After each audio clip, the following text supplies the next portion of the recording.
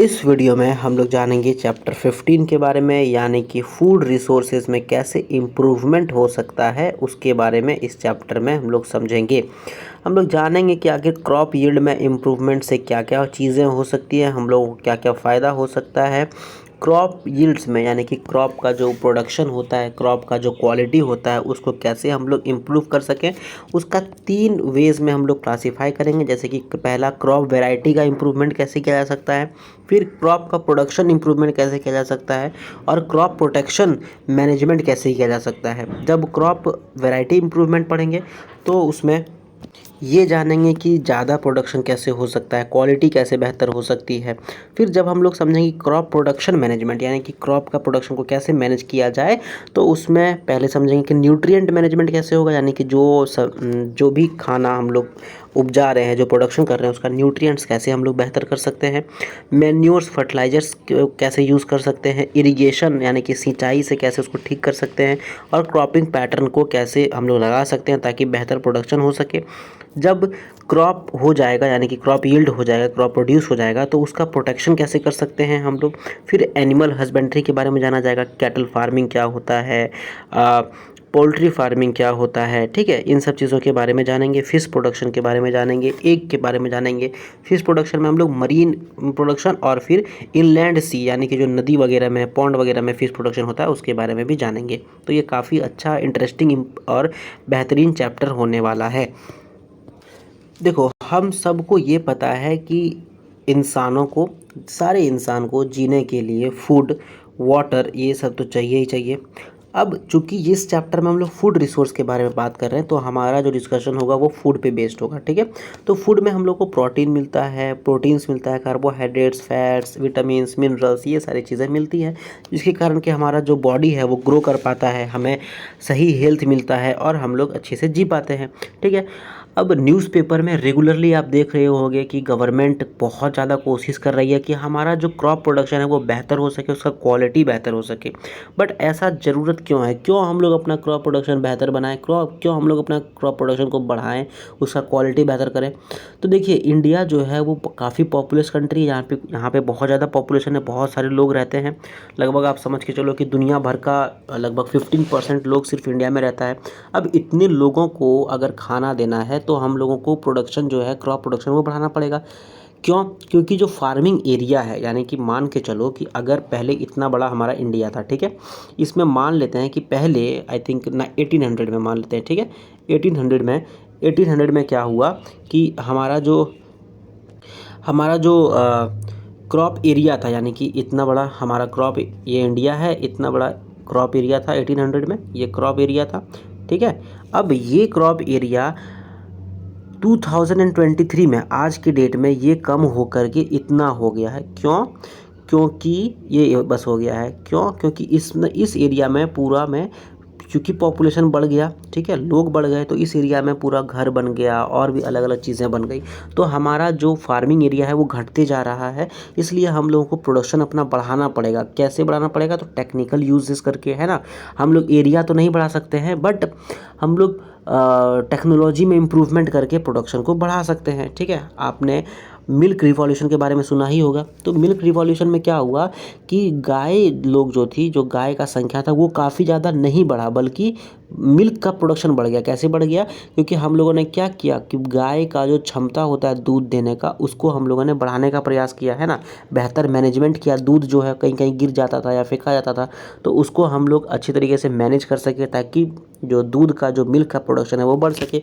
तो इसको हम लोगों ने नाम दिया मिल्क प्रोडक्शन, है ना, वाइट रिवॉल्यूशन जिसको बोलते हैं।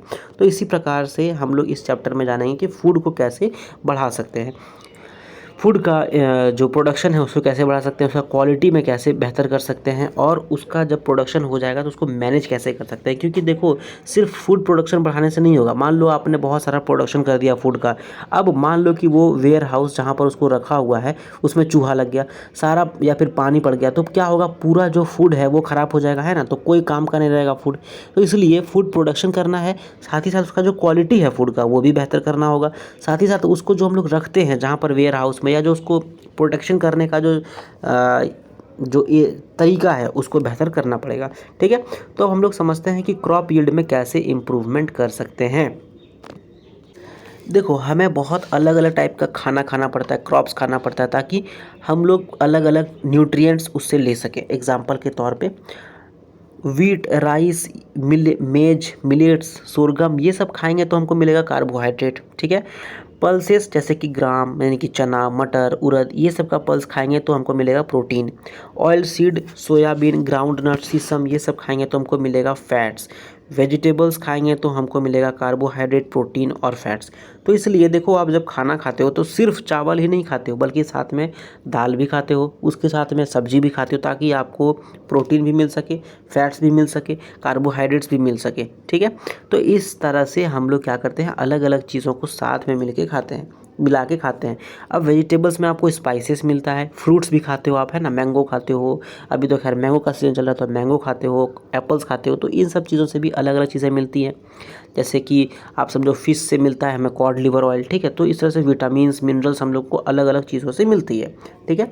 अब अलग अलग जो क्रॉप्स होता है उसको ग्रो करने के लिए, उसका प्रोडक्शन करने के लिए अलग अलग सीज़न, अलग अलग climatic conditions, temperatures, photo periods, यानी कि जो सनलाइट का पीरियड होता है उसको अलग अलग ज़रूरत पड़ता है। एग्जांपल के तौर पे आप समझो कि जो आपका क्लास का बच्चा है, जितना भी आपका स्टूडेंट है, जितना भी आपका फ्रेंड्स है, उन सब का अलग अलग सोचने का तरीका है, अलग अलग इंटरेस्ट है, तो वो अलग अलग इन्वायरमेंट में बेहतर कर सकते हैं। ठीक है। उसी प्रकार से अलग अलग क्रॉप्स को प्रोडक्शन करने के लिए, उसको प्रोड्यूस करने के लिए उसका जो क्लाइमेटिक कंडीशंस है, जैसे कि धूप, वर्षा, है ना, हवा, टेम्परेचर, ये सब अलग अलग लगता है। जैसे कि जो हमारा राइस है वो राइस खरीफ में होता है, यानी कि उसको ज़्यादा बारिश चाहिए, लेकिन वीट को कम बारिश चाहिए। ठीक है। तो इसलिए आप क्लाइमेटिक कंडीशंस को बोल सकते हो।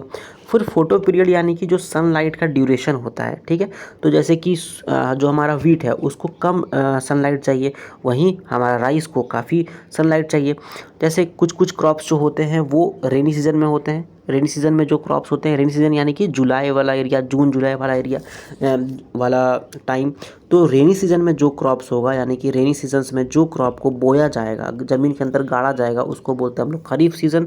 खरीफ सीज़न होता है जून में स्टार्ट होता है, जून से लेकर के दुर्गा पूजा यानी कि अक्टूबर तक चलता है। ठीक है। अब जैसे ही विंटर सीजन स्टार्ट होगा, वहाँ पे जो अब क्रॉप्स को डाला जाएगा ज़मीन के अंदर उसको प्रोडक्शन करने के लिए, तो उसको बोला जाएगा रबी सीज़न। तो देखो, हम लोगों ने अक्टूबर में जो हमारा राइस था उसको निकाल लिया ज़मीन से, प्रोडक्शन हो गया उसका। अब एक महीना उसको छोड़ देंगे, नवंबर में फिर हम लोग वीट को लगा देंगे। ठीक है। और अप्रैल में फिर वीट को निकाल देंगे, तो ऐसे वाले को बोलते हैं हम लोग रबी सीज़न। अब खरीफ और रबी के बीच में, यानी कि अप्रैल से लेकर जून के बीच में जो बच गया 3 महीना, उसमें जो क्रॉप्स होता है उसको बोलते हैं हम लोग जायद क्रॉप, ZAID, जैद क्रॉप। ठीक है। ऐसे में आता है जैसे कुकुम्बर वगैरह हो गया। अब खरीफ में कौन सा आएगा, खरीफ में आपका राइस आ गया। ठीक है। और आपका रबी में आ गया आपका वीट। ठीक है। इंडिया में 1952 में जितना ज़्यादा, मान लो कि 1952 में इंडिया में 100 मिलियन टन फूड ग्रेन्स होता था। ठीक है। 2010 में 400 मिलियन टन फूड ग्रेन्स होने लगा, यानी कि 4 टाइम इंक्रीज़ हो गया फूड प्रोडक्शन में। और जबकि जो कल्टीवेबल लैंड एरिया है, यानी कि जिसमें कल्टीवेशन होता है, वो मात्र 25% इंक्रीज़ हुआ। यानी कि अगर पहले 100 हेक्टेयर में होता था, तो 1952 में अगर 100 हेक्टेयर में होता था, तो 2010 में ये मात्र 125 हेक्टेयर में होने लगा खेती। और प्रोडक्शन अगर 100 मिलियन टन होता था, तो 2010 में ये 400 मिलियन टन होता है। सोचो ये हम लोगों ने कैसे अचीव कर लिया इतना। तो ये हम लोगों ने जो अचीव किया, तो इसको अचीव करने में 3 स्टेज काम करता है। पहला स्टेज है क्रॉप वेराइटी इम्प्रूवमेंट, यानी कि क्रॉप का वेराइटी को हम लोगों ने इम्प्रूव किया। फिर क्रॉप का प्रोडक्शन में इम्प्रूवमेंट आया, और फिर क्रॉप प्रोटेक्शन मैनेजमेंट किया, यानी कि जब क्रॉप का प्रोडक्शन हो गया तो उसको बचाने के लिए, उसको अच्छी तरीके से रखने के लिए हम लोगों ने उसको मैनेज करने के लिए अच्छे से नीति बनाई और उस पर काम किया। ठीक है। ताकि बारिश से या चूहे से, ये सब चीज़ों से क्रॉप जो है वो ख़राब नहीं हो जाए। तो पहला टॉपिक आता है अब हम लोगों का क्रॉप वैरायटी इम्प्रूवमेंट, यानी कि हम लोग क्रॉप के वैरायटी में कैसे इम्प्रूवमेंट लाए। इसमें सबसे पहले, इस अप्रोच में सबसे पहले एक क्रॉप को फाइंड करना होता है कि ऐसा क्रॉप का वैरायटी जो अच्छा तरीके से अपना यील्ड दे सके, यानी कि जो अच्छे तरीके से प्रोड्यूस किया जा सके। ठीक है। तो ऐसे क्रॉप को हम लोग पहले सेलेक्ट करेंगे, और उसके बाद उसमें ऐसी टेक्नोलॉजी के थ्रू हम लोग ये सब डाल देंगे कि वो पहली बात तो वो ड्रॉट रेसिस्टेंट हो जाए, यानी कि अगर सूखा पड़े यानी पानी उसमें नहीं भी पड़े तो वो मर ना जाए खुद से, ठीक है। डिजीज़ रेसिस्टेंट हो जाए, जो होता क्या है ना कि बहुत बार कीड़ा मकोड़ा लग करके पूरा क्रॉप ख़राब कर देता है, तो अब सीड्स ऐसे आ गए हैं जिसमें कीड़ा लग भी जाए तो वो क्रॉप जो है वो ख़राब नहीं होता है। साथ में जब हम लोग फर्टिलाइज़र्स डालें तो वो क्रॉप उसको रिएक्ट करे उस फर्टिलाइज़र पे और अच्छी तरीके से प्रोडक्शन कर सके, अच्छी तरीके से यील्ड को बढ़ा सके, उसका क्वालिटी जो है वो बेहतर हो सके। तो ऐसा हम लोगों ने सीड्स बनाना स्टार्ट कर दिया, ठीक है। इस तरह सीड बनाने के लिए हम लोगों के पास एक तरीका है, उसका नाम है हिब्रिडाइजेशन। हिब्रिडाइजेशन क्या होता है कि दो प्लांट का जिसका अलग अलग जेनेटिकली जो अलग अलग है, यानी कि मान लो कि एक मेरीगोल्ड फ्लावर का कोई जीन है एक्स और मेरीगोल्ड फ्लावर का जीन है वाई, ठीक है, तो अलग अलग जेनेटिकली हो गया। अब इन दोनों को हम लोग मिला देंगे, क्रॉसिंग कर देंगे, और जो नया वाला निकलेगा, ठीक है, वो जो नया जीन का निकलेगा सीड वो बेहतर होगा, ठीक है। जो नया सीड निकलेगा उसका प्लांट बहुत बेहतर होने वाला है, क्योंकि ये एक्स और वाई जो जीन था हमारा, ये दोनों जीन बहुत अच्छा है। मान लो कि अगर कंपटीशन बहुत बेहतर हो, जैसे कि दो बच्चे जो फर्स्ट क्लास में पढ़ते हैं, मतलब जो हमेशा क्लास में फर्स्ट करते हैं और जो हमेशा क्लास में सेकंड करते हैं, अगर इन दोनों में फ़ाइट होगा तो बेहतर फाइट होगा। उसी प्रकार से जीन वाई और जीन जेड एक्स जो दोनों बेहतर जीन है, इसमें जब इंटर ब्रीडिंग किया जाए या इंटर ब्रीड किया जाए, इंटर वेराइटल यानी कि अलग अलग वेराइटीज़ के बेसिस पे, अलग अलग स्पीसीज़ के बेसिस पे, यहाँ पे हम लोग क्या कर रहे हैं, अलग अलग जीन में कर रहे हैं, तो ये इंटर स्पेसिफिक हो गया। अब यहाँ से जो नया निकलेगा वो बेहतर और बेहतर होगा, ठीक है। दूसरा तरीका ये होता है कि ऐसा क्रॉप को हम लोग इंट्रोड्यूस कर दें खुद लैब में बना करके, ऐसा एक नया जीन बनाएं जो कि जो हमको कैरेक्टरिस्टिक चाहिए। यहाँ पर जैसे हम लोग को ड्रॉट रेसिस्टेंट चाहिए, जिसमें अगर पानी नहीं हो तो वो ख़राब ना हो। डिजीज़ रेसिस्टेंट चाहिए, यानी कि जो छोटे छोटे माइक्रो ऑर्गेनिजम्स को ख़राब करते हैं, कीड़ा मकोड़ा उसको ख़राब करते हैं, तो वो उससे ख़राब ना हो। और हम लोगों को चाहिए, मान लो कि फर्टिलाइज़र से वो काफ़ी अच्छा ग्रो कर सके। तो ये सारी चीज़ें हम अपना लैब में बना लेंगे और एक जीन को उसमें उस सीड में डाल देंगे। फिर हम लोग देखेंगे उस सीड को लगा के क्रॉप को लगा के सॉइल में, फिर हम लोग देखेंगे कि हाँ ये बहुत अच्छा काम कर रहा है। तो इस तरह का जो क्रॉप्स होता है इसको हम लोग बोलते हैं जेनेटिकली मॉडिफाइड क्रॉप्स, ठीक है। इसका एक एग्जांपल है बीटी ब्रिंजल। क्या है इसका एग्जांपल? बीटी ब्रिंजल, ठीक है, ये जेनेटिकली मॉडिफाइड है। बीटी कॉटन भी हो गया। अब ऐसे जो क्रॉप्स बनेंगे, यानी कि जो जेनेटिकली मॉडिफाइड होगा, जो हम लोग खुद जीन बना के उसमें डालेंगे, ठीक है, तो ऐसे जो क्रॉप्स होगा वो तभी एक्सेप्ट किया जाएगा जब उसका प्रोडक्शन हाई यील्ड होगा, यानी कि बहुत ज़्यादा। जैसे कि मान लो कि एक हेक्टेयर खेत में, एक हेक्टेयर ज़मीन पर पहले जो है वो 200 किलो चावल होता था। अब जेनेटिकली मॉडिफाइड चावल लगना स्टार्ट हुआ तो उसी एक हेक्टेयर में 300 किलो चावल होने लगा, ठीक है। उसके बाद अगर मान लो बारिश कम भी होती है तो भी वो सीड ख़राब नहीं होता है, डिजीज़ रेसिस्टेंट है, ठीक है। तो फार्मर्स लोग को ये सारी चीज़ें बताई जाएंगी, तो फार्मर्स लोग वो सीड को ख़रीदेंगे और फिर अपना खेत में लगाएंगे। जब वो चीज़ें लगाएंगे खेत में तो उनको परिणाम अच्छा मिलेगा। इससे फार्मर्स लोग को इनकम भी बेहतर होगा, प्रोडक्शन भी बेहतर होगा, लोगों को हम लोग खाना भी बेहतर तरीके से खिला सकेंगे। अब हम लोगों के लिए ऐसा सीड्स बनाना, ऐसा जेनेटिकली मॉडिफाइड क्रॉप्स उगाना जो कि डिजीज़ रेसिस्टेंट हो, क्यों इंपॉर्टेंट है? क्योंकि देखो बारिश का कोई भरोसा नहीं है, कब पानी पड़ेगा कब नहीं पड़ेगा कहना मुश्किल है। तो अब जो छोटे छोटे किसान होते हैं जिनके पास बहुत सारा तकनीक नहीं होता है, वो जब बारिश कम पड़ता है तो उनका क्रॉप्स ख़राब हो जाता है। तो जेनेटिकली मॉडिफाइड क्रॉप्स क्या होता है, कम बारिश होगा तो भी वो बच जाएगा, है ना। इस तरह से जो है वो क्रॉप का अपना एम्प्लॉयमेंट भी बच जाता है, उनका कमाई भी हो जाता है और मार्केट में फ़ायदा भी हो जाता है। अब जब हम लोग क्रॉप्स का वैरायटी इंप्रूव कर दिए तो उससे क्या हुआ, पहला तो यील्ड बढ़ा, उसका प्रोडक्शन बढ़ गया, है ना, प्रोडक्टिविटी क्रॉप का बढ़ गया। हर एक एकड़ में मान लो पहले अगर 150 किलो चावल होता था तो अब जेनेटिकली मॉडिफाइड क्रॉप से ये 175 किलो हो गया मान लेते हैं, ठीक है। उसके बाद क्वालिटी बेहतर हो गया, पहले इसमें ड्रॉट रेजिस्टेंट नहीं था, अब ड्रॉट रेजिस्टेंट हो गया।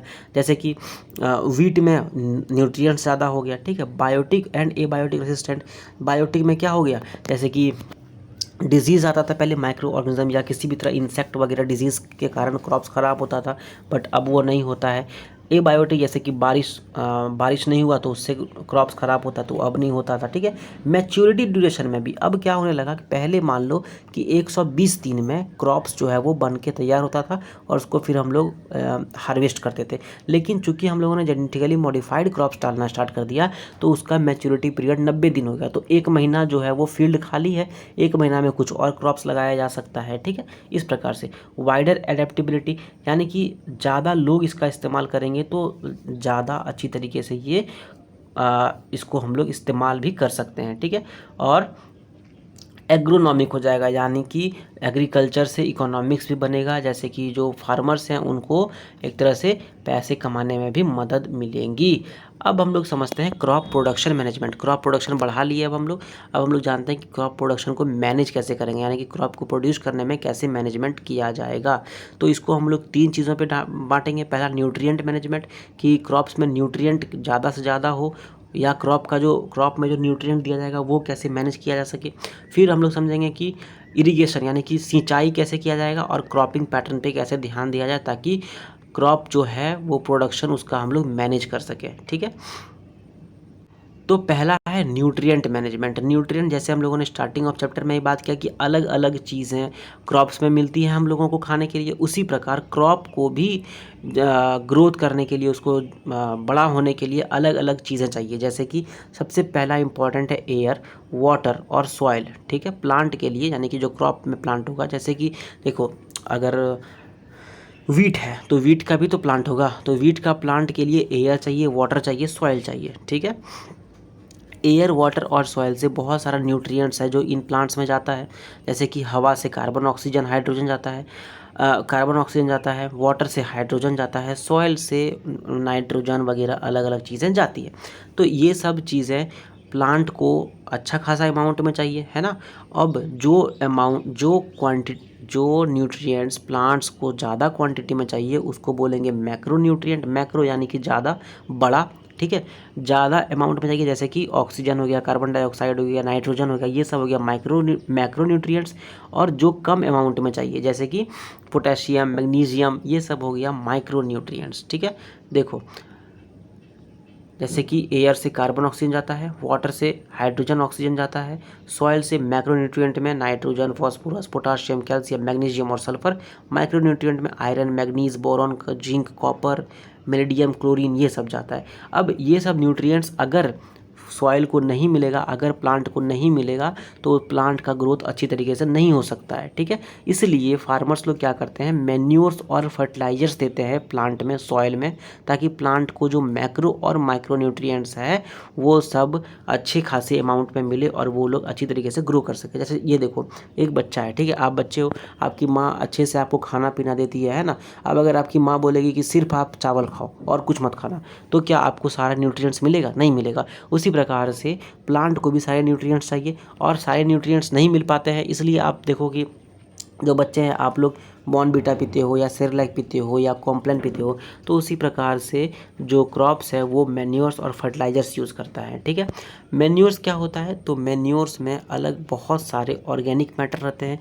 जैसे कि मान के चलो, काव का जो काव डंग केक होता है, काव का जो वेस्ट होता है, वो सारे चीज़ें मिला करके मैन्योर बनाया जाता है। उस मैन्योर में क्या होता है, बहुत सारा ऑर्गेनिक मैटर रहता है। ऑर्गेनिक मैटर जब सॉइल में मिलता है तो उससे सॉइल का फर्टिलिटी बढ़ जाता है, ठीक है। जब सॉइल का फर्टिलिटी बढ़ता है तो सॉइल स्ट्रक्चर में इम्प्रूवमेंट आता है। इससे क्या होता है कि प्लांट का जो रूट्स है वो अच्छी तरीके से हवा ले सकता है, वो अच्छी तरीके से वाटर से हाइड्रोजन ले सकता है, ऑक्सीजन ले सकता है, ठीक है। मैन्योर जब हम लोग इस्तेमाल करते हैं तो इसमें क्या होता है, बायोलॉजिकल वेस्ट, जैसे कि सिर्फ काव डंग केक ही नहीं, बकरी का, इंसान का, हर जितने भी ऑर्गेनिज्म है सारे वेस्ट जो है वो मिलके मैन्योर बनाते हैं। और ये क्या करता है, जैसे हमने बताया पहले ही, कि वो सॉइल को और फर्टाइल कर देता है। अब सॉइल को फर्टाइल करता है सो तो करता ही है, साथ ही साथ ये जो बायोलॉजिकल वेस्ट मटेरियल है, इससे जो वेस्ट है वो भी, यानी कि जो काव डंग केक है, देखो काव तो बहुत सारी हो गई है, अब काव डंग केक एक जगह इकट्ठा रहेगा, उससे बेहतर है कि हम लोग उसको क्लियर कर दें, फार्म में जा करके, खेत में जा करके उसको दे देंगे, तो ठीक है।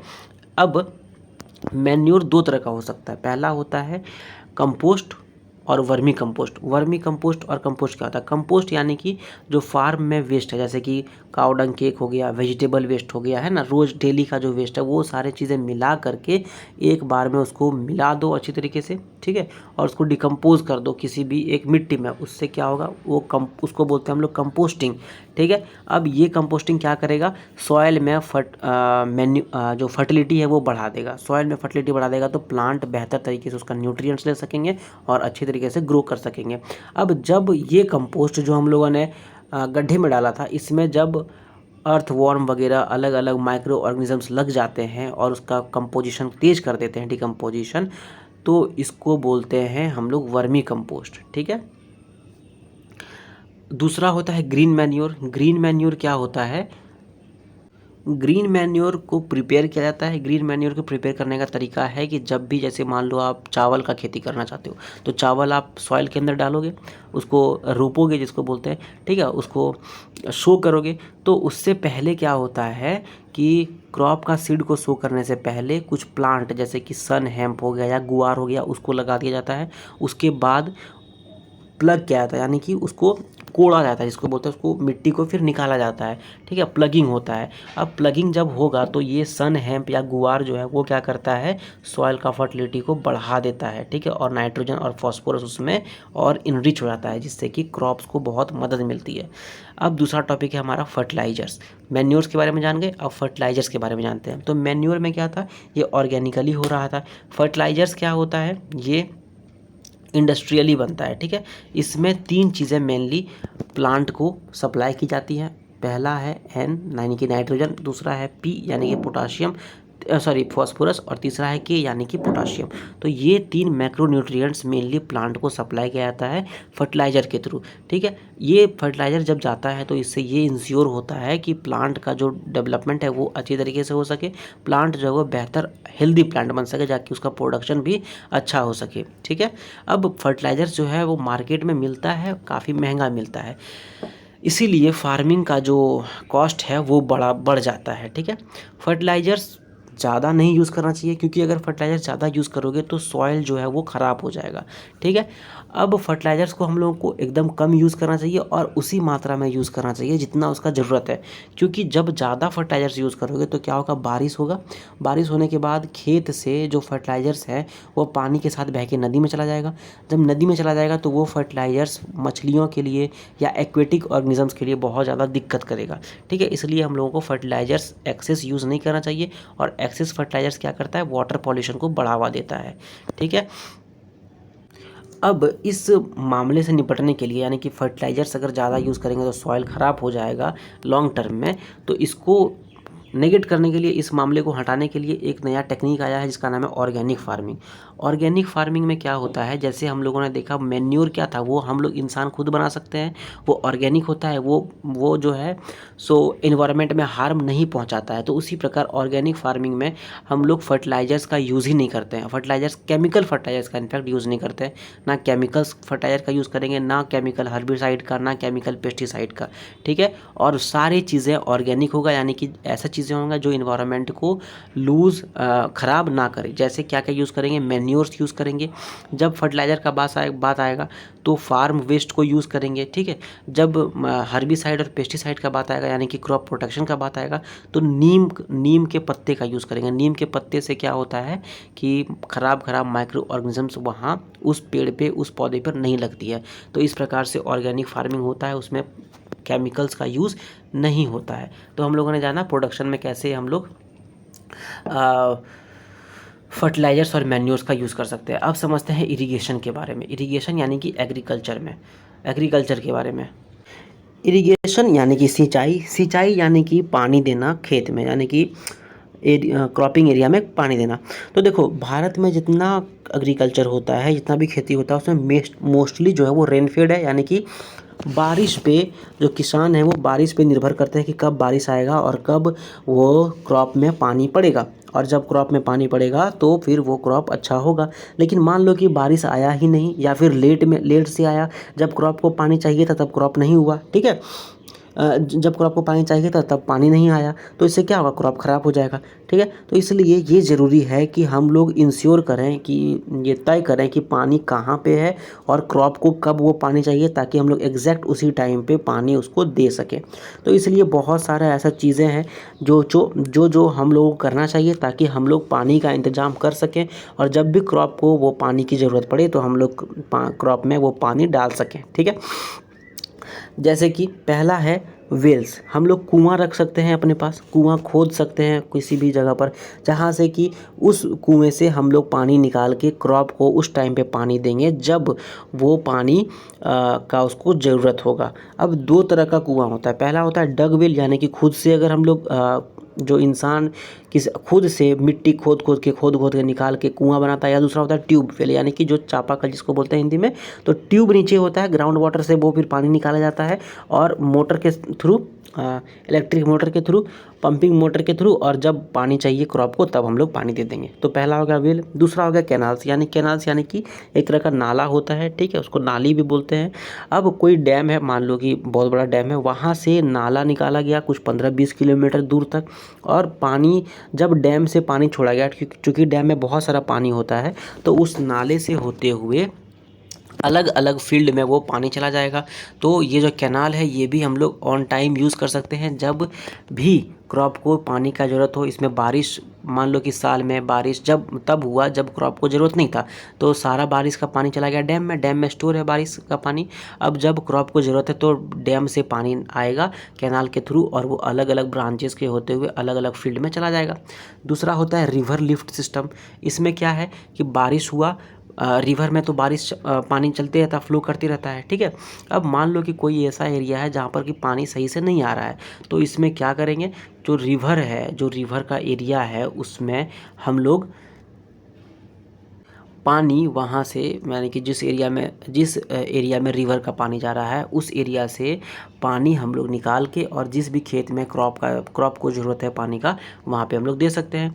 और पांचवा है हमारा टैंक होता है छोटा छोटा पॉन्ड टाइप का। ठीक है, पॉन्ड टाइप का बोलते हैं उसको टैंक। ये क्या करता है, मान लो कि बारिश का समय है और सारा पानी बह रहा है, तो कहीं पर गड्ढा हो गया तो वो पानी आकर के वहाँ पे जमा हो जाएगा। ठीक है, अब मान लो कि क्रॉप को चाहिए था 1 महीना बाद पानी, और 1 महीना बाद पानी पड़ा ही नहीं, तो उस पॉन्ड में या उस टैंक में जो बारिश आ गया था, बारिश का पानी था, उससे हम लोग अपना क्रॉप में उसको उस पानी को डाल सकते हैं। ठीक है, और भी सारे इनिशिएटिव्स गवर्नमेंट के द्वारा है या फिर लोगों के द्वारा किया जाता है, जैसे कि रेन वाटर हार्वेस्टिंग, यानी कि छत पर हम लोग पानी को स्टोर करके ग्राउंड वाटर में डाल देंगे। वाटर शेड मैनेजमेंट, यानी कि जो पूरा एरिया है क्रॉपिंग वाला एरिया, उसको मैनेज कर सके ताकि वहाँ का पानी जो है वो वेस्ट ना हो। ठीक है, फिर स्मॉल चेक डैम्स, जहाँ पर पानी बेफजूल का बह रहा है वहाँ पर एक चेक डैम लगा दिए। चेक डैम लगाने से क्या होगा, जो रेन वाटर बह रहा था बकवास में बेफजूल का, वो वहाँ पर रेन वाटर स्टोर हो जाएगा, एकदम टैंक की तरह वो काम करता है। ठीक है, और साथ ही साथ वहाँ पर सॉइल इरोजन जो है उसको भी रोक लेगा। तो ये था इरिगेशन का अलग अलग तरीका कि हम लोग कैसे पानी अपना क्रॉप में दे सकते हैं। अब हम लोग समझते हैं क्रॉपिंग पैटर्न, यानी कि एक एरिया में कैसे हम लोग क्रॉपिंग पैटर्न करेंगे ताकि क्रॉप जो है बेहतर तरीके से प्रोडक्शन हम लोग कर सकें। ठीक है, पहला होता है मिक्स्ड क्रॉपिंग, यानी कि 2 से ज़्यादा क्रॉप को एक साथ एक ही जगह पर लगा दिया गया। जैसे मान लो ये हमारा फील्ड है, ठीक है, यहाँ पे अगर हम लोग मिक्स्ड क्रॉपिंग करना चाहें तो वीट और ग्राम, जैसे कि ये मान लो वीट है, इस तरफ हम लोग वीट लगा दिए, इस तरफ हम लोग ग्राम लगा दिए, फिर वीट लगा दिए, फिर ग्राम लगा दिए, फिर वीट लगा दिए, फिर ग्राम लगा दिए। ठीक है, फिर अगर वीट लगा दिए फिर ग्राम लगा दिए, तो इस तरह का ये जो क्रॉपिंग होता है इसको बोलते हैं हम लोग मिक्स्ड क्रॉपिंग। ठीक है, अब कोई भी दो एक जैसा क्रॉप को चुना जाता है, जैसे कि वीट और ग्राम हो गया, या फिर वीट और मस्टर्ड हो गया, या ग्राउंड नट और सनफ्लावर हो गया, और इसको एक ही जगह पर लगा दिया जाता है। इससे क्या होता है कि मान लो कि एक क्रॉप जो है फेल कर गया, एक क्रॉप अच्छी तरीके से नहीं हुआ, तो दूसरा क्रॉप हो जाएगा, तो इससे रिस्क जो है वो कम हो जाता है। दूसरा तरीका है इंटरक्रॉपिंग क्या होगा कि एक ही फील्ड में एक साथ में 2 से ज़्यादा क्रॉप्स को लगाना। ठीक है, एक डिफरेंट पैटर्न में, जैसे कि ये देखो, ये है इंटरक्रॉपिंग। ये मान लो ऐसे, ये कॉलीफ्लावर यहाँ पे लगा दिया गया, यहाँ पर कुछ और लगा दिया गया, यहाँ पर क्या लगाया हुआ है, कुछ और लगा दिया गया, ठीक है, यहाँ पर फिर से कॉलीफ्लावर लगा दिया गया, फिर यहाँ से यहाँ पर ये वाला चीज़ लगा दिया जाएगा। तो इस तरह से ये हो गया इंटरक्रॉपिंग, एक के बाद एक रो में ये, फिर दूसरा रो में ये, फिर तीसरा रो में ये, फिर चौथा रो में ये। अब इसमें भी एक जैसा क्रॉप को ही फील्ड में लगाया जाना चाहिए, लगाया जाता है, जैसे कि सोयाबीन के साथ में मेज, फिंगर मिलेट बाजरा के साथ में लोबिया या काउपी, ठीक है। इस तरह से ये भी क्या करता है कि एक दूसरे का न्यूट्रिएंट्स को, जैसे मान लो कि इस क्रॉप में नाइट्रोजन की मात्रा ज़्यादा चाहिए, इस क्रॉप में पोटाशियम की मात्रा ज़्यादा चाहिए, तो ये क्या करेगा, इसमें जो नाइट्रोजन बचा हुआ है वो इसको दे देगा, इसमें जो पोटाशियम बचा हुआ है वो इसको दे देगा, सॉइल से, प्लांट नहीं बल्कि सॉइल में, ठीक है। इससे क्या होता है, न्यूट्रिएंट्स का मैक्सिमम यूटिलाइजेशन हो जाता है। साथ ही साथ जो पेस्ट या अलग अलग डिजीज़ है, मान लो कि एक ऐसा डिजीज़ आ गया जो सारा इसमें लगेगा बट इसमें नहीं लगेगा, तो मान लो इसमें डिजीज़ लग गया, ठीक है, तो अब डिजीज़ जो है इसमें जब जैसे ही आगे जाएगा तो ये वाला क्रॉप क्या करेगा, इसमें ये डिजीज़ लगेगा ही नहीं, जब इसमें ये डिजीज़ नहीं लगेगा तो ये वाला इसमें भी नहीं बढ़ेगा, तो इस प्रकार से क्या हुआ, डिजीज़ से भी ये बच जाता है, ठीक है। तो इस प्रकार से दोनों का दोनों क्रॉप अच्छी तरीके से हो जाएगा। तो पहला हम लोगों ने देखा मिक्स्ड क्रॉपिंग, दूसरा हम लोगों ने देखा इंटर क्रॉपिंग, अब तीसरा हम लोग देखते हैं क्रॉप रोटेशन। क्रॉप रोटेशन में क्या होता है, एक ही पीस ऑफ लैंड में एक बार, जैसे ये देखो ये पीस ऑफ लैंड है, ठीक है, इसमें एक बार जो क्रॉप होगा, ठीक है, एक बार जो क्रॉप होगा उसको चेंज करके दूसरी बार दूसरा क्रॉप किया जाएगा। यानी कि पहले से हम लोग ये डिसाइड कर लेंगे कि समर में ये क्रॉप देंगे, विंटर में ये क्रॉप देंगे, समर और विंटर के बीच में जो एरिया बचेगा उसमें ये क्रॉप देंगे। जैसे कि समर में मान लो राइस देंगे, ठीक है, विंटर में हम लोग वीट देंगे और बीच में देंगे कुकुम्बर। तो इस प्रकार से होता है, इसको बोलते हैं हम लोग क्रॉप रोटेशन, ठीक है, एक बार में ये फिर वो फिर वो। अब इसके लिए पहला इंपॉर्टेंट चीज़ ये है कि इरिगेशन फैसिलिटी होना चाहिए, पानी का पानी जो है वो हमेशा रेडी रहना चाहिए कि कब क्रॉप को पानी चाहिए हम लोग पानी दे सकें, ठीक है। उसके बाद क्लाइमेटिक कंडीशन साथ देना चाहिए, ठीक है। अब मान लो कि समर में पूरा पानी वानी पड़ जाएगा या फिर विंटर में पूरा पानी वानी पड़ जाएगा, तो इससे क्या होगा, क्रॉप ख़राब हो जाएगा। तो इस प्रकार से हम लोगों को ये देखना चाहिए कि वो चार चीज़ें मैच कर सके। अब समझते हैं हम लोग क्रॉप प्रोटेक्शन मैनेजमेंट के बारे में। तो क्रॉप हम लोगों ने प्रोड्यूस कर लिया, अब उसको बचाने की बारी है। क्रॉप को हम लोग बचाएंगे कैसे, तो देखो पहले जब हम लोग क्रॉप को प्रोडक्शन करते हैं, जब क्रॉप होता है तो उस टाइम पे वीड्स जो है बहुत इंपॉर्टेंट चीज़ होता है। वीड्स क्या करता है, प्लांट को ख़राब कर देता है, ठीक है। जैसे देखो मान लो कि ये एरिया है हमारा क्रॉप करने का, ठीक है, क्रॉपिंग ये एरिया है, यहाँ पर वीड्स हो गया, तो ये वाला एरिया क्या करता है, वीड्स अपने पास कवर कर लेगा, तो हम लोग यहाँ पर क्रॉपिंग नहीं कर पाएंगे, तो हमारा क्रॉपिंग एरिया छोटा पड़ जाएगा, कम हो जाएगा, ठीक है। तो इसलिए वीड्स जो है अनवांटेड प्लांट्स होता है कल्टिवेटेड फील्ड में, एग्जाम्पल के तौर पर ज़ैंथियम। तो हम लोग क्या करते हैं, उसको सबसे पहले हम लोग उसमें केमिकल छिट देंगे, उसको बोलते हैं वीडिसाइड। जैसे ही केमिकल छिटेंगे तो वीड्स सारा मर जाएगा, क्योंकि वीड्स हमारा कोई काम का है ही नहीं। दूसरा है कि हम लोग वीड्स को निकाल लेंगे और गाय लोग या फिर जो जानवर है जिसको खाने का मन है वो खा सकता है उसको, ठीक है। अब ये वीड्स को निकालने से क्या होगा कि हमारा एरिया जो क्रॉप में एरिया था, पहली बात तो क्रॉप एरिया बढ़ जाएगा, दूसरी बात जो वीड्स बेकार का न्यूट्रिएंट्स सॉइल से ले रहा था वो भी ख़त्म हो जाएगा, और न्यूट्रिएंट्स वो नहीं लेगा और वो न्यूट्रिएंट्स क्रॉप उसको फिर इस्तेमाल कर सकते हैं, ठीक है। उसके बाद होता है पेस्ट क्या करता है, इंसेक्ट पेस्ट जो है वो क्या करता है, प्लांट को अटैक कर देता है। जैसे कि पहला तो वो ये काम करेगा कि वो रूट को काट देगा या उसका स्टेम को काट देगा या उसका लीफ को काट देगा प्लांट को। जब ये ख़त्म हो जाएगा तो प्लांट अच्छी तरीके से ग्रो नहीं कर पाएगा, या फिर जो प्लांट है उसका सेल सैप को वो शक करता है, या फिर स्टेम और फ्रूट में वो घुस जाएगा, ठीक है। इससे क्या होगा, जो प्लांट है वो अच्छी तरीके से ग्रो नहीं कर पाएगा और प्रोडक्शन भी नहीं होगा, ठीक है। फिर क्या होता है, तीसरा होता है प्लांट में डिजीज़ हो जाएगा, जैसे कि बैक्टीरियल डिजीज़ हो जाएगा या फंगल डिजीज़ हो जाएगा या वायरस से हो जाएगा। जब ये सारी चीज़ें होगी तो जैसे मान लो कि हम में अगर इंसानों में सेहत ख़राब होता है तो इंसान अच्छी तरीके से काम नहीं कर पाते हैं, उसी प्रकार जब क्रॉप का सेहत ख़राब होगा तो या तो मर जाएगा या अच्छी तरीके से प्रोडक्शन नहीं कर पाएगा। अब ये सब चीज़ है जिससे हम लोगों को पता चलेगा कि ये सब चीज़ें क्रॉप को ख़राब करती है, तो हम लोग को क्या करना होगा, इससे बचना पड़ेगा। अब इससे बचने के लिए सबसे पहले वीड को कंट्रोल करना पड़ेगा, जैसे हमने बताया केमिकल डाल दो वीडिसाइड, हम लोग वीड से बच गए। दूसरी बात है कि अगर आपको वीडिसाइड नहीं डालना है तो क्या करना चाहिए आपको, इंटरक्रॉपिंग करो, क्रॉप रोटेशन करो, या फिर टाइम पर क्रॉप को ज़मीन के अंदर लगा दो ताकि क्रॉप अच्छी तरीके से हो सके, ठीक है। उसके बाद पेस्ट से अगर बचना है तो प्लगिंग करो, ऐसा डिजीज़ लगाओ जो कि ऐसा सीड्स लगाओ जो कि डिजीज़ रेजिस्टेंट हो, तो इस तरह से हमारा प्रोडक्शन अच्छा हो सकता है। अब चलो सब कुछ हो गया, प्रोडक्शन भी हो गया, अब हम लोग को इसको स्टोर करना है। स्टोर कहाँ करेंगे? तो देखो जब स्टोर करते हैं ना, तो जो गोडाउन में स्टोर होता है, जो वेयर हाउस में ग्रेन्स स्टोर होता है, उसमें पानी वानी पड़ने के कारण बहुत ज़्यादा ख़राब हो जाता है, जैसे हमने पहले ही बताया। तो जब हम लोग ग्रेन्स को स्टोर करेंगे तो देखना होगा कि सबसे पहले वहाँ पर रोडेंट्स यानी कि जैसे माउस वगैरह वो सब ना हो, अलग अलग माइट्स ना हो जाए, ठीक है, बैक्टीरिया वगैरह, फंगी वगैरह, ये सब चीज़ें ना हो। ये सब चीज़ हम लोग देख के क्वालिटी देखेंगे वेयर हाउस का कि क्या वो क्वालिटी सही है या नहीं है। उसके बाद हम लोग देखेंगे कि क्या यहाँ पर हम लोग जो ग्रेन्स है उसको अच्छी तरीके से रख सकते हैं या नहीं रख सकते हैं, ठीक है। अगर ये सारी चीज़ें नहीं देखते हैं तो हमारा जो ग्रेन्स है वो ख़राब हो जाएगा। जब ख़राब होगा तो अब मान लो कभी खुदा ना खास्ता ड्रॉट आ गया, ठीक है, सूखा हो गया, सूखा हो जाएगा तो लोगों के लिए खाने का क्रॉप भी नहीं बचेगा, और हम लोग जब जाएंगे वेयर हाउस में तो देखेंगे सारा क्रॉप ख़राब हो गया, तो इससे भुखमरी हो जाएगी। तो इसलिए हम लोगों को देखना चाहिए कि वेयर हाउस सही है या नहीं है। अब आपके लिए कुछ कुछ क्वेश्चन है। पहला क्वेश्चन ये है कि कौन सा ऐसा प्रिवेंटिव मेजर है जिससे हम लोग अपना क्रॉप को प्रोटेक्ट कर सकते हैं, और कौन कौन से ऐसे फैक्टर है जो रिस्पॉन्सिबल हो सकते हैं ग्रेन्स का लॉस के कारण स्टोरेज में। जब हम लोग वेयर हाउस में ग्रेन्स को रखेंगे तो उसमें ख़राब होने का कौन कौन सा फैक्टर हो सकता है। अब हम लोग पहले क्रॉपिंग के बारे में अच्छी तरीके से जान लिए। अब हम लोग जानते हैं एनिमल हस्बेंड्री के बारे में। एनिमल हस्बेंड्री क्या होता है? ये एक ऐसा साइंटिफिक मैनेजमेंट है एनिमल लाइफ स्टॉक को रखने का, जिससे कि हम लोग एनिमल्स के प्रोडक्ट को यूज़ कर सकें। एग्जाम्पल के तौर पे बहुत सारा जब काव रखते हैं तो काव का मिल्क हम लोग बेचते हैं, इससे फार्मर्स लोग का एम्प्लॉयमेंट हो जाता है, और इसको बोलते हैं हम लोग एनिमल हस्बेंड्री, ठीक है। अब यहाँ पर जो काव रखते हैं उसको हम लोग फीड करते हैं, काव के बच्चे को संभालते हैं, काव को डिजीज़ ना हो जाए उसलिए हम लोग उसको मेडिसिन्स वगैरह भी देते हैं टाइम टाइम पर, ठीक है। सिर्फ काव के साथ ही नहीं बल्कि बहुत अलग अलग गोट के हो गया, साथ हो गया शीप हो गया, पोल्ट्री मतलब मुर्गा वगैरह हो गया, ये सब चीज़ों के साथ भी होता है, फिश फार्मिंग हो गया, ये सब चीज़ों के साथ भी जो साइंटिफिक मैनेजमेंट होता है उसको हम लोग बोलते हैं एनिमल हस्बेंड्री।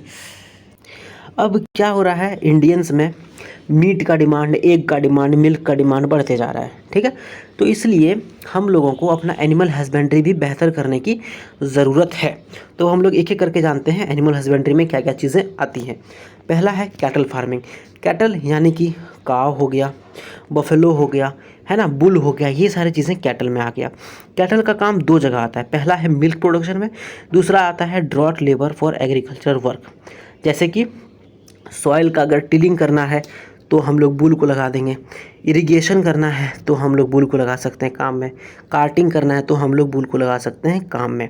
अब इंडियन कैटल जो है वो दो स्पेशीज़ का होता है मेनली। पहला है बॉस इंडिकस यानी कि काउस, और बॉस बुबालिस यानी कि बफेलोस। जो मिल्क प्रोड्यूसिंग फीमेल है जिसको बोलते हैं हम लोग मिल्च एनिमल्स, वो उससे क्या होता है, हम लोग जो मिल्क निकालते हैं वो हम लोग बेच देते हैं, ठीक है। अब मान लो कभी कभार बहुत ज़्यादा ड्रॉट आ गया, ठीक है, तो हम लोग क्या करेंगे, हम लोग इस एनिमल्स को लगा देंगे काम पर, तो इसलिए इसको हम लोग बोलते हैं ड्रॉट एनिमल्स, ठीक है।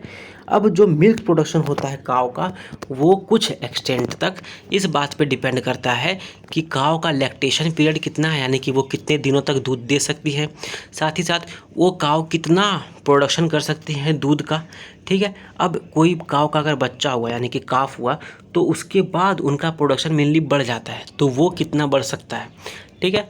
अब हम लोग ये देखें साइंटिफिकली कि जो एग्जॉटिक या फॉरेन ब्रीड होता है, जैसे कि जर्सी गाय हो गया, ब्राउन स्विस हो गया, वो ना बहुत ज़्यादा दूध देती है, ठीक है। आप कंपेयर करोगे तो हमारे जो देसी गाय है जैसे कि रेड सिंधी या साहिवाल, ये छोड़ के जो देसी गाय है वो मान लो कि अगर 10 लीटर दूध देती है, तो ये जो विदेशी गाय है वो लगभग 50 लीटर दूध देती है, ठीक है, एक दिन में। तो इस प्रकार से हम लोग देख सकते हैं कि वो जो ब्रीड है वो ज़्यादा दूध देती है। अब गवर्नमेंट ने क्या किया, साइंटिस्ट लोगों को ये बताया कि उनका जो ब्रीड है और हमारा लोकल ब्रीड जो बेहतर ब्रीड है, जैसे कि रेड सिंधी और साहिवाल, ये भी काफ़ी दूध देती है, तो इन दोनों ब्रीडों को मिला दिया जाए और एक नया क्रॉस ब्रीड निकाला जाए जिसमें कि जो दूध भी बहुत देती हो, और हमारे लोकल ब्रीड जैसे कि रेड सिंधी और साहिवाल जो कि डिजीज़ का काफ़ी खतरनाक रूप से वो रेजिस्टेंट करती है, यानी कि उनको बहुत कम डिजीज़ होता है। तो इन दोनों का जो कैरेक्टरिस्टिक है वो मिला के एक क्रॉस ब्रीड बनाया जाए जिसमें मिल्क का प्रोडक्शन भी ज़्यादा होगा और उनको डिजीज़ भी कम लगेगा, ठीक है। तो इस प्रकार से नया क्रॉस ब्रीड बनाया जाता है और वो जो गाय होती है वो काफ़ी ज़्यादा दूध देती हैं और उनमें मेंटेनेंस का खर्चा भी कम लगता है। ठीक है, अब हम अगर किसी भी किसान को अपने घर में गाय बफेलोज़ रखना है तो उसके लिए सबसे पहली बड़ी बात है कि उसको शेल्टर मिलना चाहिए जहाँ पर उनको बारिश धूप ये सब परेशान ना करे। उसके बाद उनका जो एरिया है वो अच्छी तरीके से क्लीन होना चाहिए।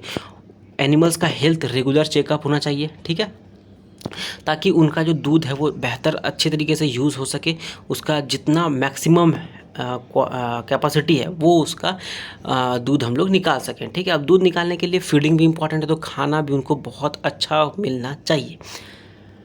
अब खाना जो होता है गाय का वो दो तरह से हम लोग डिफ़ाइन कर सकते हैं। पहला हो गया, एक तो मेंटेनेंस रिक्वायरमेंट की, मतलब ऐसे अगर आपको खाने दिया जाए तो आप बस रोटी चावल खा के रह सकते हो, लेकिन अगर आपको रेसलर बनना है तो आपको प्रोटीन शेक खाना पड़ेगा, वे प्रोटीन खाना पड़ेगा, दूध खाना पड़ेगा। उसी प्रकार से अगर मिल्क प्रोडक्शन बढ़ाना है तो उसके लिए अलग अलग चीज़ें देनी पड़ेंगी, जैसे कि लैक्टेशन पीरियड में अलग अलग दवाई आती है और भी चीज़ें, रफेज आता है, बहुत सारा भूसा दिया जाता है ना, और उसमें जिसको बोलते हैं दर्रा वगैरह दिया जाता है, ताकि उनका जो लैक्टेशन पीरियड है वो बढ़ सके, उनका जो दूध का कैपेसिटी है वो बढ़ सके।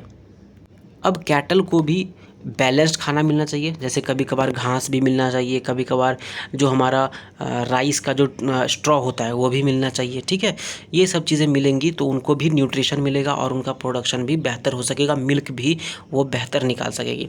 अब कैटल लोग जो है उनमें काफ़ी सारे डिजीज़ होते हैं, जैसे कि हमारा क्रॉप में काफ़ी डिजीज़ होता है, उसी प्रकार से कैटल लोग में काफ़ी ज़्यादा डिजीज़ होता है। अब जो डिजीज़ होता है कैटल में वो कई बार उनका जान ले लेता है। अब मान लो कि एक कैटल का दाम 1 लाख रुपया, एक काव का दाम 1 लाख रुपया, बढ़िया क्वालिटी वाला। अब अगर उसको कोई ब्रीड, उसको अगर कोई डिजीज़ हो गया और वो मर गया तो फार्मर को कितना ज़्यादा नुकसान हो जाएगा। इसीलिए ये डिजीज़ को कंट्रोल करने के लिए जो है वो डॉक्टर से हमको कंसल्ट करना चाहिए, जो फार्मर्स हैं उनको डॉक्टर से कंसल्ट करना चाहिए। ठीक है, अब जो काव है या जो कैटल है उनमें अलग अलग टाइप का जो डिजीज़ होता है वो मेनली पैरासाइट से होता है। पैरासाइट्स दो तरह का हो सकता है, एक एक्सटर्नल पैरासाइट और एक इंटरनल पैरासाइट। एक्सटर्नल पैरासाइट यानी कि पैरासाइट्स यानी कि जो कैटल के स्किन पे रहता है और वो मेनली स्किन डिजीज़ ले जाता है। और इंटरनल क्या होता है, जो जब कैटल कुछ टच करती है तो वो उनका मुंह से होते हुए, माउथ से होते हुए स्टोमक में पहुंच जाता है और उसका इंटेस्टाइन को ख़राब कर देता है। इस तरह से कैटल लोगों का मतलब डेथ भी हो सकता है। ठीक है, इसके लिए कैटल्स लोगों का वैक्सीनेशन कराना इंपॉर्टेंट है, क्योंकि अगर वैक्सीनेशन हो जाएगा तो इस प्रकार का वॉर्म से उन लोगों को प्रॉब्लम नहीं होगा और ऐसे बैक्टीरियल और वायरल डिजीज़ से वो बच सकते हैं। अब दूसरा टाइप है फार्मिंग का, पोल्ट्री फार्मिंग। पोल्ट्री फार्मिंग आप जानते ही हो, जहाँ पर एग और चिकन मीट का प्रोडक्शन होता है। ठीक है, आज का डेट में भारत बहुत ज़्यादा एग और चिकन मीट का प्रोडक्शन हो रहा है और उसको इंक्रीज़ करने का ज़रूरत है।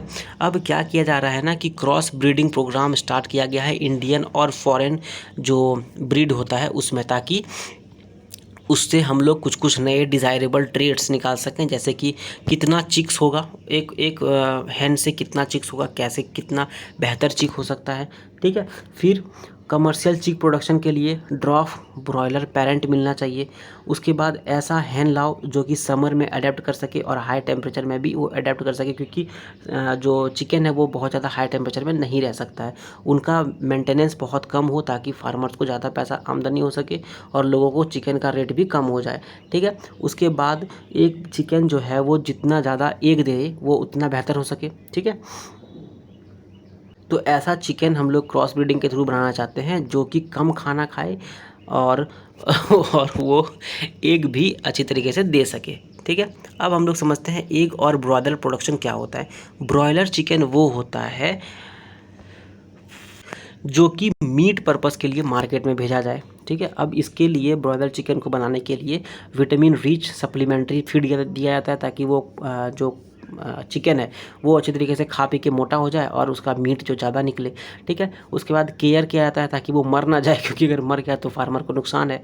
ठीक है, उसके बाद अगर उसको कोई डिजीज़ वगैरह हो जाए तो उसके लिए डॉक्टर वगैरह हैं, उसका दवाई वगैरह है ताकि वो मरे ना, एक तरह से कह सकते हो आप। उसके बाद पोल्ट्री बर्ड्स या जो एग है उसका प्रोडक्शन बढ़ाने के लिए मैनेजमेंट करना इंपॉर्टेंट है, क्योंकि अगर मान लो कि टेम्परेचर बहुत ज़्यादा बढ़ जाएगा तो वो मर जाएंगे, है ना, मरेंगे तो ख़राब हो जाएगा। अब जो चिकन्स वगैरह है वो जो घर में रहती है उसका कंडीशन बेहतर होना चाहिए, उसका डिजीज़ और पेस्ट को कंट्रोल किया जाना चाहिए, उसका जो हाउसिंग, न्यूट्रिशनल और इन्वायरमेंटल रिक्वायर है ब्रॉयलर चिकन्स का वो अच्छा हो सके, ताकि वो एग भी दे और उसका जो है वो खाना भी हो सके। रोज़ ब्रॉयलर चिकन को खाने के लिए प्रोटीन रिच डाइट मिलना चाहिए और उसका विटामिन ए और विटामिन के बहुत ज़्यादा मिलना चाहिए। अब पोल्ट्री डिजीज़ को, पोल्ट्री जो चिकन्स है उसको काफ़ी सारे डिजीज़ होते हैं, जैसे कि वायरस, बैक्टीरिया, फंगाई से डिजीज़ होता है।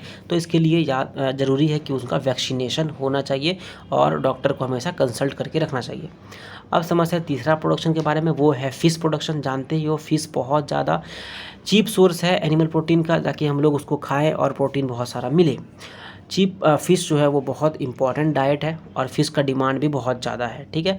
अब जो फार्मर्स लोग फ़िश का प्रोडक्शन करते हैं ताकि वो मार्केट में बेच सकें, ठीक है, तो उसको हम लोग बोल सकते हैं कल्चर फिशरीज़, ठीक है, कल्चर फिशरी उसको बोल सकते हैं। दो तरीके से फ़िश को निकाला जा सकता है, पहला नेचुरल रिसोर्स से, यानी कि जो नदी वगैरह से निकालेंगे, और जो दूसरा हम लोग कल्चरल फिशरीज़ बोले उसके बारे में। कल्चर फिशरीज़ क्या हो गया कि हम लोग खुद अपना पॉन्ड वगैरह बनाएंगे और वहाँ से फ़िश को निकाल के बेचेंगे। अब दो तरह के पानी से फ़िश निकल सकता है। पहला है मरीन फिशरीज़। मरीन फिशरीज़ यानी कि जो समुद्र में फ़िश मिलता है। भारत में 7500 किलोमीटर का कोस्ट लाइन है और बहुत समुद्र हमारे हिस्से में आता है। अब हम लोग समुद्र में जाते हैं, वहाँ से बहुत अलग अलग टाइप के मछली मार लेते हैं, जैसे कि पॉम्फ्रेट हो गया, मैकेरल हो गया, टूना, सार्डिन्स, बॉम्बे डक, ये सब मार लेते हैं वहाँ से, यानी कि उसको हंट कर लेते हैं और हंट करने के बाद लोकल मार्केट में और विदेश में भी उसको भेज देते हैं।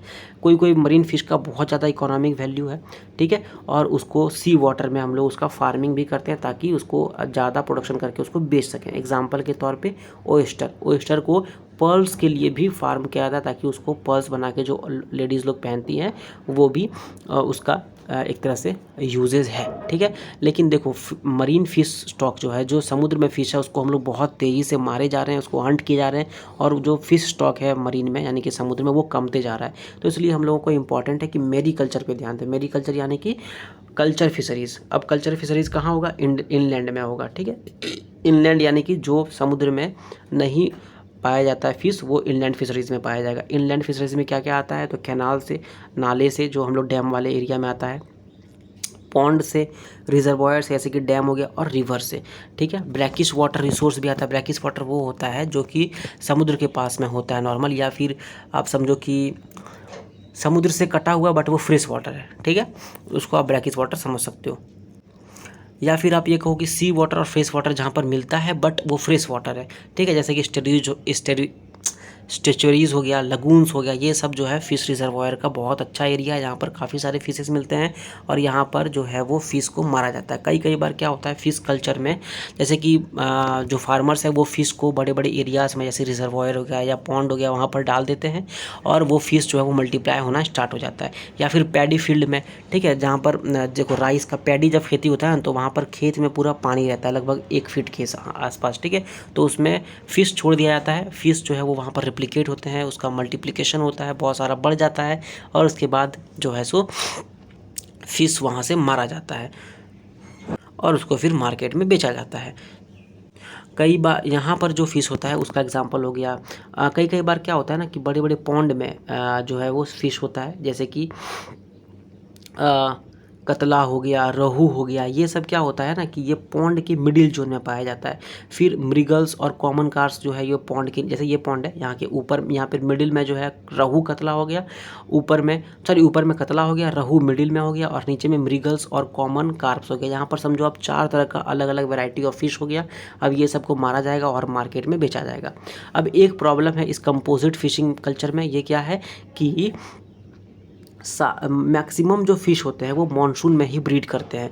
जब मॉनसून में ही सिर्फ ब्रीड करेंगे तो जो उसका मल्टीप्लिकेशन है, यानी कि जो पॉपुलेशन है वो धीरे धीरे बढ़ेगा, बहुत तेज़ी से वो नहीं बढ़ सकता है, ठीक है। अगर मान लो कि फ़िश सीड वाइल्ड से, यानी कि जंगल वंगल से कलेक्ट कर भी लिया जाए तो अदर स्पीशीज़ में वो मिक्स हो जाता है, इसलिए खाने में वहाँ बहुत ज़्यादा दिक्कत हो जाती है, ठीक है। तो ये कुछ प्रॉब्लम्स है और इसको हम लोगों को ध्यान देना पड़ेगा कैसे इसको हम लोग ठीक कर सकें। अब लास्ट हमारा है बी कीपिंग यानी कि मधुमक्खी पालन। मधुमक्खी पालन क्या होता है कि देखो, मधुमक्खी पालन क्यों किया जाता है मेनली, क्योंकि हनी का प्रोडक्शन बहुत ज़्यादा हो रहा है और डिमांड भी काफ़ी है मार्केट में।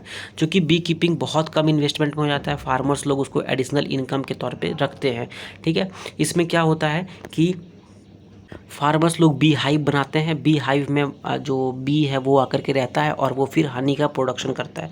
जब हनी का प्रोडक्शन करता है तो फार्मर्स लोग उसको निकाल लेते हैं और सामने वाले मार्केट में या फिर अलग अलग मार्केट में उसको सेल कर देते हैं। लोकल वेराइटी बी का लोकल वेराइटी कौन कौन सा है? एपिस सेराना हो गया, एपिस सेराना इंडिका, जिसको इंडियन भी बोलते हैं, दोरसाता, जिसको रॉक भी बोलते हैं, ए फ्लोरा, इस तरह का। ठीक है, तो ये सारी चीज़ें जो हैं अलग अलग बी का है। अब इटालियन बी जो है वो उसमें काफ़ी ज़्यादा हनी कलेक्शन होता है और उसका जो जिसको बोलते हैं ना काटना, तो वो जो काटता है, वो जो डंक मारता है वो कम मारता है। इसलिए ये कहा जाता है, कहा जा रहा है इंडिया में कि जो कॉमर्शियल हनी प्रोडक्शन है उसके लिए हम लोग इटालियन बी को यहाँ पर क्रॉस ब्रीड कर सकते हैं या इटालियन बी को हम लोग यहाँ पर रख सकते हैं ताकि हम लोगों का प्रोडक्शन भी ज़्यादा हो सके। हनी का वैल्यू और क्वालिटी इस बात पे डिपेंड करता है कि जो फ्लावर्स है वहाँ पर हनी बी को खाने के लिए वो कैसा है, उसके बाद फ्लावर का नेक्टर कैसा है, ताकि बी जो है वो उसको खा के किस प्रकार का हनी प्रोडक्शन कर सकें और उसका टेस्ट कैसा हो। तो इतना बड़ा चैप्टर का अंत हो गया। अगर आपने ये वीडियो पूरा देख लिया है तो आपके लिए एक बहुत लंबा ताली बनना चाहिए। ठीक है, आप खुद के लिए एक ताली बजा लो क्योंकि आपने बहुत बड़ा काम किया है, इतना बड़ा चैप्टर झेला है, वो भी इतना ख़राब आवाज़ में। सो उसके लिए बहुत ज़्यादा थैंक यू। अब अगर आप ये वीडियो देख चुके हैं पूरा तो आप कुछ क्वेश्चंस का आंसर दे सकते हो, जैसे कि इंटर क्रॉपिंग क्या होता है, मिक्स्ड क्रॉपिंग क्या होता है, bee culture, crop management, crop production management, फिर इनलैंड फिशरीज़ क्या होता है और फिर एनिमल हस्बेंड्री क्या होता है। ये सारी चीज़ें के बारे में आप 2-2 लाइन अपने कॉपी में लिखो, उसका फ़ोटो खींचो और कमेंट में बताओ। अब अगर आपने यहाँ तक पूरा वीडियो देखा है तो आप इसको लाइक कर सकते हो, दोस्तों के साथ शेयर कर सकते हो, कुछ भी पूछना या बताना है तो कमेंट कर सकते हो एंड चैनल को सब्सक्राइब कर सकते हो। Thank you very much.